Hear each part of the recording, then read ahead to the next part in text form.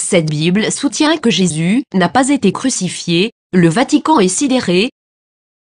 Cette Bible a été découverte et gardée secrète en 2000 et contient l'évangile de Barnabé, un disciple du Christ, qui soutient que Jésus n'a pas été crucifié, qu'il n'était pas le Fils de Dieu, mais bien un prophète.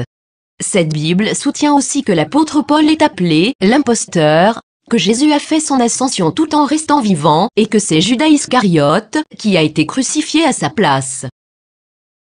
Authenticité selon les rapports, les experts et les autorités religieuses, à Téhéran, insistent sur le fait que le livre est un original. Il est écrit avec des lettres dorées, sur du cuir relié et il est écrit dans la langue araméenne, qui était la langue parlée par Jésus. Le texte principal maintient une vision similaire à celle de l'islam, contredisant les enseignements du Nouveau Testament de la chrétienté. Jésus a aussi prédit la venue du prophète Mahomet, qui a fondé l'islam, 700 ans plus tard. Plusieurs croient que, durant le concile de Nicée, l'Église catholique a choisi la forme qu'aurait la Bible, omettant l'évangile de Barnabé, parmi d'autres, et favorisant les 4 évangiles que nous connaissons aujourd'hui. De nombreux textes bibliques ont commencé à faire surface depuis ce temps, incluant ceux de la mer morte et les évangiles gnostiques, mais cette Bible semble tout particulièrement inquiéter le Vatican. Qu'est-ce que cela signifie pour les religions chrétiennes et ses adeptes? Quelque chose d'inconfortable.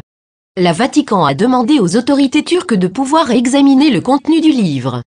Maintenant que ce livre a été découvert, accepteront-ils cette preuve? La nieront-ils? L'appelleront-ils un mensonge musulman, comme l'a fait le magazine Trut en 2000? Pour plusieurs, ce livre est un rayon d'espoir et les croyants réaliseront bientôt que l'objet de leur adoration est arbitraire et que tous les textes, spécialement les textes religieux, sont sujets à l'interprétation.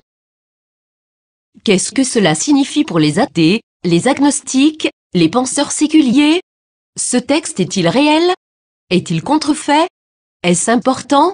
Nous pouvons espérer que cette nouvelle inspirera les religions à se poser des questions, au lieu de pointer du doigt et de tout croire aveuglément. Ne commencez pas à clamer à tous, je te l'avais bien dit. Le plus grand danger de la foi se présente lorsque les gens croient ce qu'ils veulent croire, défendant cette croyance malgré toutes les preuves du contraire, spécialement si les preuves apportées révolutionnent les bases de cette croyance. Et le grand coupable, dans tout cela, est le piège de l'ego, rejeter, critiquer les autres parce qu'ils ne sont pas comme vous. Durant des siècles, la défense de la foi aveugle a mené les nations à la guerre, à la violence, à la discrimination, à l'esclavage et à une société d'automates, et tout cela a été justifié par des mensonges.